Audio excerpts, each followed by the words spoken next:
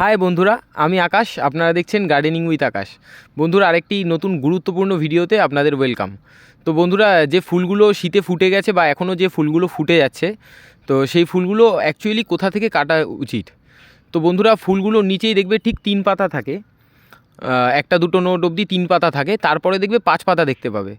তা যেখান থেকে 5 পাতা দেখতে পারবে তার একটা নোট নিচ থেকে কিন্তু ডালটাকে এরম ভেঙে দিতে হবে। ঠিক দেখো, প্রথমে যে এই যে 3 পাতা দেখা যাচ্ছে প্রথমে, তারপর 5 পাতা, জাস্ট ওইখান থেকে ভেঙে দিলে কি হবে, যে ডালগুলো বেরাবে সেগুলো যথেষ্ট হেলদি বেরাবে এবং ম্যাচিওর ডাল বেরাবে এবং মাল্টিপল ব্রাঞ্চ বেরাবে, 2-3টে করে ডাল বেরাবে। আর না হলে জাস্ট ফুলটা কেটে দিলে কি হয়, যে ওপর দিয়ে ডাল তো বেরাবে কিন্তু একদম পাতলা পাতলা ডাল বেরোবে, যেগুলো দুর্বল ডাল বেরাবে অনেক, এবং একটা দুটো বেরাবে, মাল্টিপল বেরাবে না। তো বন্ধুরা, এই ফুলগুলো দেখো, এখানে যেমন একটি দেখা যাচ্ছে 3টে ফুল এই ক্লাস্টারে আছে। তারপর দেখো, এর কিন্তু এই ফুলগুলো ওপর দিয়ে কাটলে হবে না, 3 পাতা এগুলো সব। দেখো নিচ পর্যন্ত 3 পাতা, তারপর ওই যেই 5 পাতা দেখা যাচ্ছে, তা আমি কিন্তু তার নিচ থেকে বন্ধুরা কেটে দিলাম। তো এর ফলে ওখান থেকে এর পরের মুহূর্তেই, কয়েকদিন পরেই কিন্তু অনেকগুলো শ্যুট বেরাবে এবং সবকটা হেলদি শ্যুট বেরাবে।